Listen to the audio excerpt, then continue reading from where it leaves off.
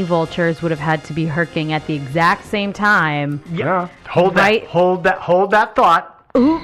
Yep. I'm holding it. Hold it a little longer. Just choke it back. No, okay, so if we look at, because yes, vultures, as we've talked about, are known for expelling the contents of their stomach as a defensive move. They've actually got a pretty impressive range. According to what I've read, they can herc up to 10 feet, which converts to about 3 meters in self-defense. That's good to know. I won't get any closer than that. Yeah, so, there was the whole thing about the family cat running around to eat up this material, so I could see maybe that was a self-defense mechanism against the cat, although then that says that there was a whole flock of them, and then they were doing it in mass. I've never seen anything that says that vultures barf in mass, unlike that one fishing trip I was on. Yeah, I know, but I have heard that they influence each other, and they'll follow suit, and they'll all barf, not in unison, but a barfing vulture can make his friends, but I really doubt the cat was chasing a vulture. Vultures are big. They're really huge. And they can be very aggressive. Mm-hmm. So I don't think a house cat, unless they were withholding the fact that their cat was actually like a freaking cougar or something. Yeah, maybe. Like a giant Mancoon. Yeah, no, it'd have to be bigger than that, I think, because vultures they are not They're pretty shy. huge, yeah. So I think it would have taken a really, really, really big cat to scare them, but maybe not. I don't know. Well, okay, so let's I have a couple of ideas here. Let's no pun intended, flesh this out a little bit. I really wasn't intending for that pun. I just realized it was coming. So, during the day, or in the morning of the day that this event took place, Mary Crouch said that she was in the process of making soap. She was making soap for whatever they needed, whether it be for washing your hands or washing your clothes. She was making soap. These were the pioneer days when people had to make all that stuff themselves. Yeah, exactly. Well, to make soap from literal scratch, you need to make lye, which you make from wood ash and animal fats and oils, which you boil. And so we don't know, and by the way, we don't know exactly what stage of the process of making soap she was at in. So she could have potentially been rendering fat at that time. And to render fat, which, let's just say it's from sheep. I'm saying it's from sheep because of the whole mutton flavor thing. Sure. But what you have to do is you have to go ahead and you have to put the fat in water, and then that with the lye, which you've already boiled, the lye comes up to the top, and then you throw the fats in and the oils in, and you render it until all the chunky bits are gone. And then you're scooping that off of the top. And by the way, this is the basis description of how to make soap, and the volumes are important. There's a whole bunch of information I'm not going into because, that's science that we don't need to worry about too much. But the point is that if she wasn't very good at what she was doing, she could have had her volumes off. Or she could have had a whole bunch of this material laying around on the ground, aka fats, which would have attracted vultures, because God knows how long that fat sat there. So you leave a whole bunch of scrap fat around and there's vultures in the area, they're going to come to it because it's free food.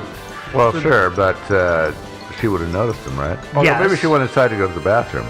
Well, okay, so let's ignore Mrs. Crouch for the time being, because the point of the matter is all of these birds are there, and they are now eating the fat that she has laid out, that she intends to render. And then somehow, whether it be her running out and yelling at them, or her flock of vultures, by the way. I do not know. A flock. Let's call them a flock. A barfology? I mean, I don't know. Whatever it is, the whole flock of them gets startled, and in their fleeing from the scene, they all herk up the materials that she had previously laid out and they had then eaten, and they spew it all over the front yard. Mm-hmm. Okay, that's entirely possible. Now, is this your theory or one that somebody else made up? This is my theory because because really there's no good theory. There was the whole the space meat and like space meat. mutton, but really there's no good theory. So what I've been doing is like, okay, well, let's look at the root of the story, and the root of the story is Mr. and Mrs. Crouch were making soap. Yeah. So let's look at what's involved in the process. The vulture vomit theory is from the time. Yeah. So now I'm saying, okay, well, let's hypothesize from there. It's total conjecture. Okay. I totally get that. Yeah. In case you were wondering, Yeah. a group of vultures who are in flight is a kettle. A group of vultures when they're resting in trees is called a committee. And a group of vultures that are feeding is called a wake. I love it. Awake. Awake. A kettle, a wake, and a committee. I've actually heard of a committee of I have vultures too, but I before. had not heard awake before, though. No, but that's a great one. Yeah, that's so good. we're referring to a wake Yes. of vultures right Yes. now feeding. Which would then become a kettle. Yeah, I don't think it's so ludicrous to. I mean, my problem a little bit comes in when we start talking about if the vultures were eating and then like regurgitating. It sounds like what they were regurgitating was more like traditional meat bits, not like fatty bits. That's kind of what I was thinking too. Yeah. That is an issue. Right, but other than that, I can find some buy-in to this theory of, maybe she's got her giant vat starting to boil over a fire outside, right, or over whatever she's, warming it in, and she's got all her stuff laying out there, and she goes back in the house to do some other chores. Mm-hmm. Mr. Crouch is also in there. The cat's in there. The cat didn't scare them, but, whatever. Listen, the cat needs to be involved. Great. They're all in the house, and then, she comes out only to find there's a wake of vultures feeding on her fatty bits, and she just goes, nah!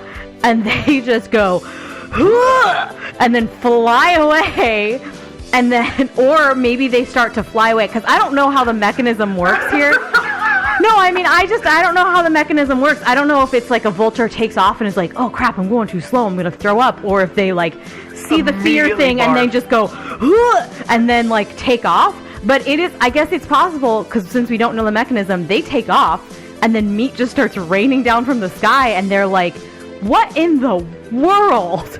Alan, come see this. What is going on? Okay, and that is the explanation. I'm going to play that into this theory and the next one.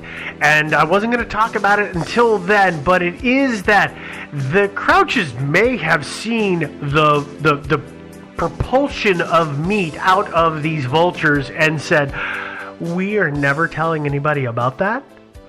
This meat just suddenly appeared out of the sky because I don't want anybody to know that we caused this because it's gross.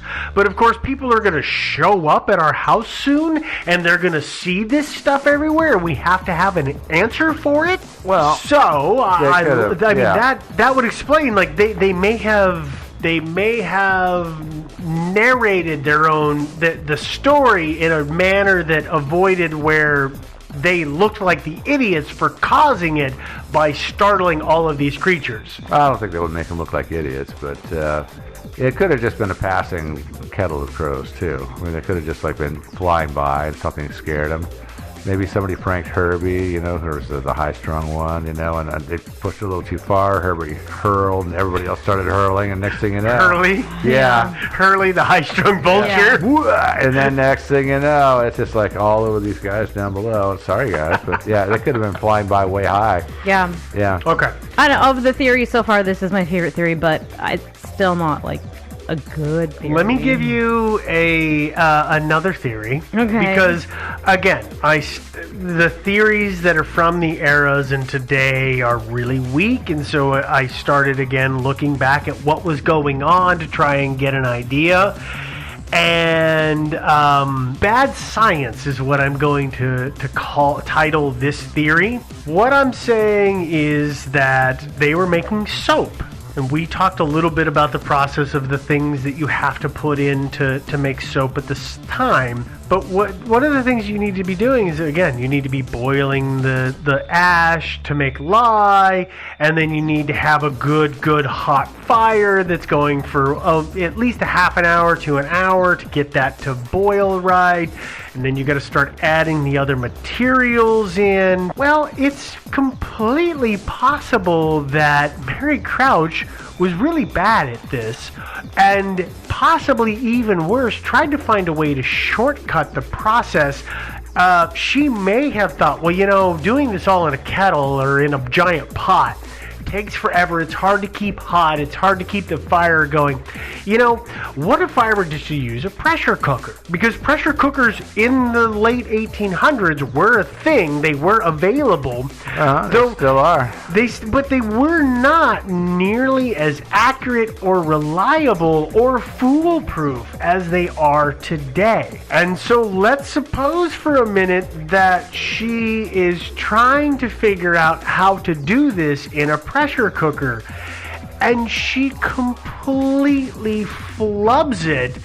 And pressure cookers were known to explode, and so if she is sometimes so if she has chucked all this meaty material in there in an attempt to pressure cook it and rend it and turn it into liquid, and then that container that she is using, whatever kind of pressure cooker it is, because there was, I think I read about 5 or 6 specific brands at the time, and they all had flaws. But that thing then literally explodes. That would explain the 100-foot long by 50-foot wide spread of material on their property, because, that's a lot of pressure. Well, maybe she might have been using the pressure cooker and not actually had any meaty stuff in it either. But maybe like a neighbor kid came by or something like that. And when it went off, and in the aftermath, they're going like, gee, I don't know. And then all of a sudden, some other neighbors start showing up, and they're going like, what's happening, man? It's like, suddenly meat just rained out of the sky over here. Oh, I thought, if this pressure cooker explodes, right, since we don't really know where Alan was, if he was out working in the field or something, and he just comes running, and he's like, oh, it's a meat CYA? is falling from the sky. And Mary goes, yeah. I think it would have. That's what's happening, honey. I think he would have put the two together, though. They hear this big kaboom, and then all of a sudden, crap falls out of the sky. I usually associate those two things. Joe, you're presuming that Alan was a relatively smart man. I've known more than one dude on a farm who would hear a loud boom and then see meat falling from the sky and say, "It thundered meat." He could also have been hard of hearing. Oh, okay. And not have heard it. He could have been working like in the fields and not heard it. Mm. Meat comes from the skies, and she goes, "Alan is gonna kill me." Mm. Then lucky her, he comes running. He's like, "Do you see this meat raining from the sky?" And she's like, "Yeah." It's so weird. I know. Also, the soap is not gonna get done today. Yeah. And by the way, the soap batch went bad. I got so distracted by the meat falling that I don't know what happened. I burned it. Mm-hmm. Yeah, it's possible. Well, yeah, and I also thought other theories would be like just some anarchists were making some big bombs, and the next farm over or something like that, and blew themselves all to hell. And, But there were no bones. Yeah. Yeah, that is a key point, is that we haven't talked about this before, is that in the, and I keep calling it material because we don't know what it is, I keep calling it meat, but in the material, it's fibrous tissue that is similar to meats and fats and sinew, but there is no actual bone in there. Mm-hmm. That's something to think about. Mm-hmm. I don't know what it means. I don't know what any of this means.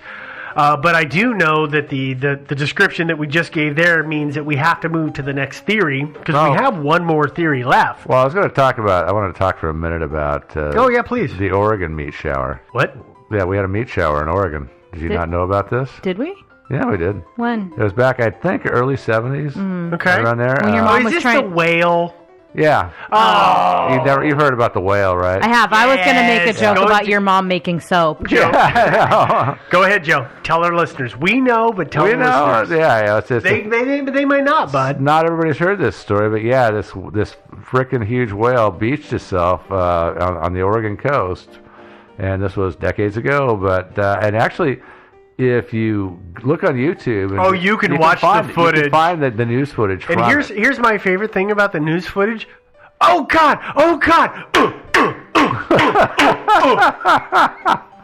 Yeah, but they were wondering how to get this because it beached itself, and then after a few days, it started to stank up the place real good, and so they decided to blow it up with dynamite. And bad idea. Yeah, it turns out it didn't work out so well. Well, they did bad math. But apparently, and you heard that like one guy got his car totaled because this huge chunk of whale blubber landed on top of it and crushed it. It was a VW bug. Yeah, but luckily nobody got killed. Amazingly. I mean, if it could total a bug, I imagine it could have killed somebody, but it didn't. Yeah. But yeah, that was the Oregon meat shower. I believe it's still a mystery. Nobody knows. I believe the Oregon Department of Transportation was the ones that were responsible for the idea to blow it up. Yeah. ODOT was the one who said, I have a really good idea on how to get rid of that. Let's just blow it up. Why not? We got a little. Actually, that's not the worst segue to our final theory.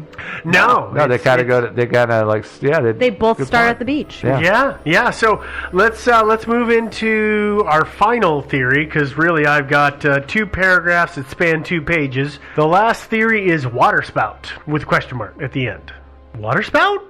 There we go. Said it right this time. I was going to say, just channel your normal speaking. I know. I was like, wait, I'm trying to use my podcaster voice. Let me just talk normal. No reporting at the time reports any kind of strange weather patterns at all. But let's ignore that because it's 1876. My favorite theories ever always start with like, here are the facts, but let's ignore all of them and talk about something else. Well, the problem is that the reporting is so shoddy. No, I understand. I just like the basis of what you're saying. You're like the way I say that don't ignore this, but let's ignore it anyway? Yeah. No, well, that's because I have better math. But let's just think about this. So there is the possibility that, waterspouts are a thing. Waterspouts are little tornadoes that suck things up out of bodies of water, and then carry them and send them across great distances before depositing them back onto the earth in some unrelated location. Yeah. Sometimes the waterspout itself travels there, and sometimes it basically funnels it in a giant arc and then spits it out, and it eventually all falls into one area. Yeah, Tornado Alley. Yeah, it's like way on the edge of it. Well, that's why I didn't. I really struggled with one because it's not in Tornado Alley, and it's just such a. Well, it's in an area. It's like right, like I said, way on the edge of it. Doesn't get much activity, but a little bit more than we get here. A tornado touched down in Oregon today. Oh, yeah. So it does happen. Just because it's not like prime tornado area does not mean. Well, and that's exactly the reason that I didn't just toss this out because. We had one today. These things happen. Yeah. I got hailed on today for no particular reason, but it happened. Because tornado. Yeah. But, and that's the reason I kind of like the waterspout/tornado theory because, if there's one event that can pick something up and deposit it neatly somewhere else, it's a freaking tornado. True. Yeah. An explosion really won't do that. An explosion will send stuff like all directions.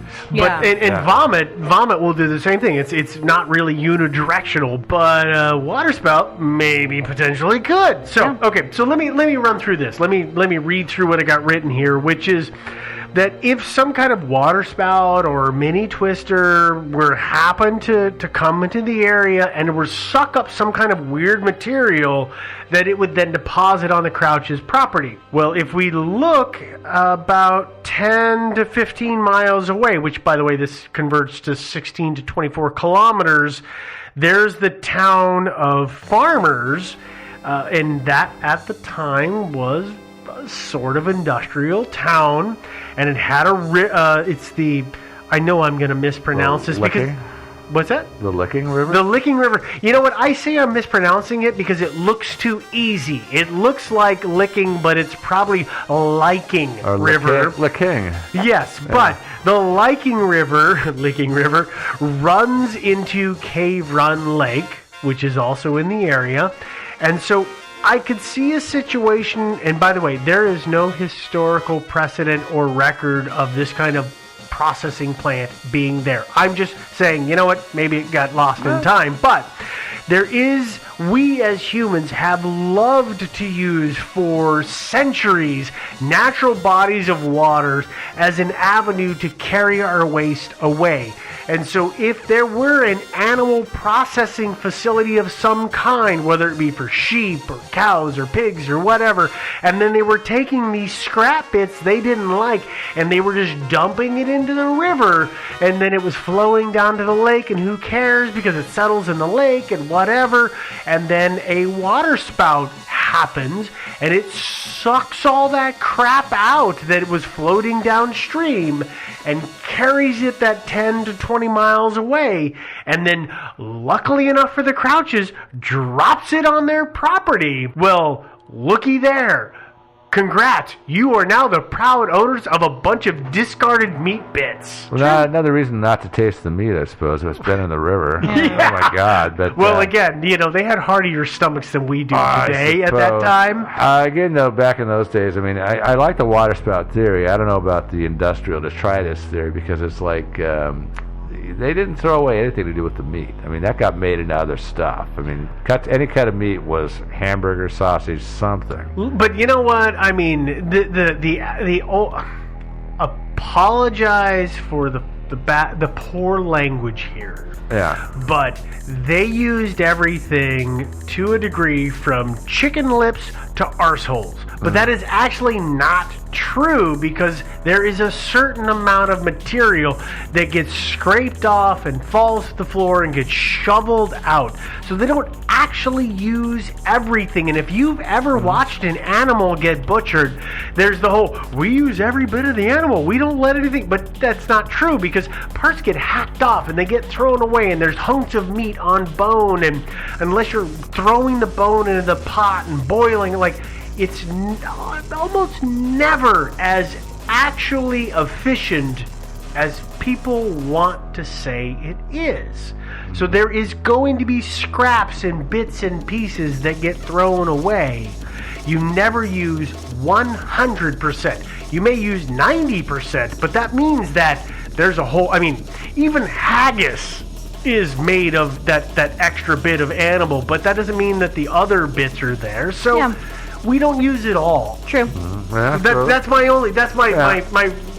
response to that, is that we don't actually use it all about. And actually, while we're talking about that, one of the parts we use the least are things like the lungs. Mm-hmm. So if it were a processing plant for, even like cows or something like that might be something that would be more readily discarded, that could have been picked up. And, who the heck can tell the difference between cow lungs and horse lungs? Nobody. Really? No. Especially when they're like 3 inch. 1876. Yeah. And really when they're like 3-inch squares. Yeah. Really, who can tell? I mean, lung material is probably pretty recognizable, but I'm being very generic by saying lung material. But it is one of the things. I mean, like, we'll use like the organs and the heart and the brain. Oftentimes people will use, and like livers and even intestines a lot of times as casings. But like the lungs are one of those ones where it's like very rarely do you go somewhere and they say, oh, and tonight we have this delicacy of a lungs. Yeah, good point. I've never seen that. And on the here menu. is the brain still in the skull. Yeah, no. Yeah. I've had brain. I've literally never had lungs. That's why you have cow disease. Probably that's true. Yeah. Cow brain, even though it was chicken brain. Human brain, or what brain? Yeah, human brain. Mostly. Okay. How was it? Yeah. Chicken. Yeah, pretty much like chicken. It was kind of dim-witted. Kind of gelatinous-y. Ew. Gross. No. To clarify, I've never eaten human brain. But, I mean, lungs, I guess that would bring that full circle a little bit, too, is that, like, that would be one of the things that I would assume would actually be discarded more often than not. True. Yeah, so I don't know. Maybe. The other problem I have with the theory is that if it sucked up a bunch of crap out of the river, well, it probably would have sucked up a bunch of just like dead fish and old boots and all kinds of other stuff too. Yeah, I still like the water spout theory. I think it makes the most sense. Or a tornado. or some sort of tornado. Maybe it didn't even suck it out of a river. Maybe it was a pile of discarded stuff sitting. Yeah, it could have been next to the processing plant. I mean, or it could have even been at somebody's farm. I mean, exactly. It's like I'm being very generic by going to the town of farmers and saying they had a processing plant and that they were dumping it in the water. You're right. It could have been that they were just throwing it on the side of the plant and saying, "Who cares? The rats and the wolves will come and eat it." And then, well, look at that. The sky ate it. Yeah. I don't know. I'm just picturing some like farmer who's like making jerky and he's chopped the meat up. And then he goes to the bathroom and he comes back and it's all gone. You know, what do? Do you go beat your kid or do you like? I mean, what do you? Yeah, really. All right, you little. What did I almost say there? Yeah, you almost said some bad stuff there. Well, okay, listen, Hannibal Lecter 1 and 2. Do you have any other theories as to where this material could have appeared from? No, I think those are exhaustive theories, but I don't think any of them are good theories. No. Which is why this is still a mystery. Yeah. Which is why I'm amazed that we've managed to take this long to talk about this story, because it seems like but that's what I said before, is that you see it on the list first thing, and it's a paragraph and a half, and then when you start diving into it, it's like, wow, this thing really kind of balloons out. It does. And, like I said, if it had a good theory, it'd be solved by now. True. No, I think the mini tornado theory is probably the best theory. I mean, it's not bad. Nothing's proved, of course. Yeah. Nothing will be. And of course, there's always another theory, which is it was just a freaking hoax. Yeah, that's also a possibility too. That is, that's the one that I left off because it's the least satisfying of the theories. Yeah, it's not really a theory. Well, actually, it is kind of a theory. I mean, it is possible that this entire thing was made up by a newspaperman. Yeah, at the time, because the Crouches, that is not unheard of. Totally not unheard of. Or the Crouches did it themselves. Could have been the Crouches, pranked everybody. I don't know. Yeah, well, I mean, and there's talk about people who came out to the farm the next day and they found the material stuck on the picket fence as if the pieces had fallen from the sky and skewered themselves on the fence. But it could have been that these were wet, sloppy, rotted pieces of material that were draped over bits of fencing. It could have been a complete and total farce. Yeah. It could have been totally made up. It could have been BS. It could have been like one of their neighbors not too far away, just for fun, was like built himself like his own trebuchet. And just put a bunch of meat scraps in there and just lobbed it over. I love that idea. True. Yeah, and entirely some catapult, trebuchet, something, and maybe they were having a little dispute, something like that. And, show them. Oh, get Alan and Mary, they're such jerks. Yeah. All right. Well, this is the end of all of the theories that we have. So let's wrap this up. Put a bow on this. Put a little pat of butter on top, and we'll call it done. All right. So things that you're going to want to know about the show is this story, as well as all of the prior stories, are going to be available on our website. On the website, you're also going to find links to our research, as well as merchandise and our episode list. All of that is at thinkingsidewayspodcast.com. You're listening to this story from wherever you chose to download or stream it from. We are available on all avenues, whether that be Google Play, iTunes, Stitcher, or what other app you use. If you're enjoying it and you're liking that app, then continue to use it. Please subscribe and leave a rating if that service allows that, because that's how others find us. We're on social media, so we're on Twitter at Thinkin' Sideways. That's an email thing. It's just Thinking Sideways. We are on Reddit. We've got a subreddit, which is Thinking Sideways. And we're on Facebook, which is the Facebook page and the Facebook group. So those are both very active. Go and check those out. And if you have questions about a story we've written, or you've got suggestions about a story that we put out, or if you have concerns, you can send all of that stuff to us via email. That is the preferred method. And that email address is thinkingsidewayspodcast@gmail.com.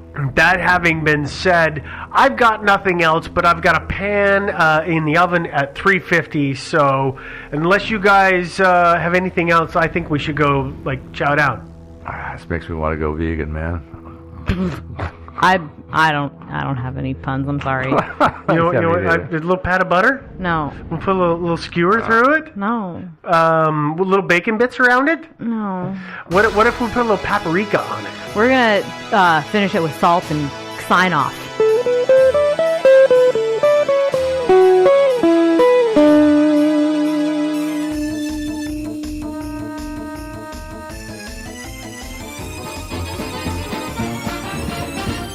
Thinking sideways.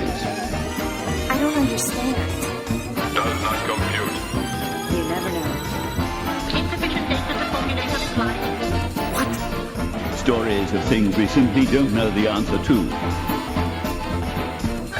Well, hey there. I'm Steve. Next to me is... Oh, Devin, you're pointing at me, so I guess I say my name now. And... I guess I'm Joe. Yeah, What's the name of our show? And put us in a room, and what do you get, guys? Thinking Awesomeness? Sideways, the podcast! Oh, yeah, that Joe, you're too. I'm taking my ball and going home. And speaking of balls... Oh, nice segue, sir. Oh. Alrighty, well... It's going to be one of those shows. It's going to be... Well, anyway. Today's show is going to be about something that's called the Klerksdorf spheres. I'm just going to say right off the bat, for listeners, you don't know this, but Joe and Devin obviously do, this is a story that I found a long time ago. One of the initial stories that I wanted to do for this show, but I held off. This is your Tom and Shrewd and Toynbee tiles. Yes, well, I held off just because of all the conjecture. Yeah. It's so hard to try and burrow down to anything that could be factual. You know, actually, though, if you look hard enough, you can find people that have actually seen these things with their own eyes and examined them. Yes. But we'll talk about that later. Yes, and there is some of that out there. But this story is pretty fantastical, and I'm just going to go ahead and tell it the way you'd normally read it on those awesome pages on the web. Oh, are we talking about the black background, white scripts? Well, it's not even there's other sites besides your favorite kind that do this. Oh. All right. What the obligatory flying saucer, charity to the gods. Yes, Got yes, it, of course. okay. So here we go. Over the last few decades, miners in South Africa have been digging up mysterious metal spheres while mining pyrophyllite. Pyrophyllite, what is that? It's basically chalk. Oh. For like blackboards or tailors, it's really soft chalk. The spheres measure approximately an inch or so in diameter, and some are etched with 3 parallel grooves running around the equator, and some only have 1. There are 2 types And some of them don't have any at all. Well, yeah, there is that, but this is the fantastical sorry. telling. Down in Joke. front. Okay, sorry. They all have grooves. Okay, they're all groovy. 2 types of spheres have been found. One is composed of solid bluish metal with flecks of white, and the other is hollowed out and filled with a spongy white substance. Like a Twinkie. Like a Twinkie. The rock in which they're found Twinkies is of the gods? What? Twinkies of the gods. Yeah, there we go. The rock in which they are found is Precambrian, so according to that, it's dated to be 2.8 million. No, wait, that's billion years old. Wait! Wait. We were just talking about this. You keep giving me crap all the time about carbon dating and how you can't actually carbon date natural materials with the rocks and stuff. Like, you can't tell how old they are, so what do you... I'm into What? fantastical telling, so it's okay. Oh, okay. There you go. All right, okay. I'll give it to you. All right. I just wanted to be able to say, I know. wait, I know. sir. I'm not disagreeing with you. I understand. Okay, Can I continue on? yes, Okay. you may proceed. Thank you. We have a gentleman by the name of Rolf Marx, who is the former curator of the Klerksdorp Museum. He is quoted as saying, "There is nothing scientific published about the globes, but the facts are. They're found in pyrophyllite, which is mined near the little town of Ottosdal." Is that how you say it? Yeah, Ottosdal. Okay. In the Western Transvaal, the pyrophyllite is a soft secondary mineral and was formed by sediment about 2.8 billion years ago. On the other hand, the globes, which have a fibrous structure on the inside with a shell around it, are very hard and cannot be scratched even by steel. Even by steel? Even by steel. What about diamonds? I don't think anybody's tried that. It's South Africa, isn't It's South Africa. There's diamonds lying around everywhere. Oh, you're right. They're everywhere. They're everywhere. So okay, We got one more bit of awesomeness Oh, that you'll find sorry. on the web when you find this in its standard awesome telling. It also seems that the spheres are delicately balanced, meaning that even with modern technology, they would have to have been made in zero gravity. There you go. They're Proof. perfectly Alien. balanced. And according to the story, NASA got a hold of a couple of them, and they were confused when they examined them, and they couldn't explain how they were made. we're still in Fantasyland, right? That's the end Yeah. of Fantasyland. Okay, I just like there are so many. Okay, we're just gonna have to go through this because there are so many things. Oh yeah, no, this was why when I first read it, I was like, oh, this is really crazy, and then I started going, wait a minute, there's some issues here. Yeah, as you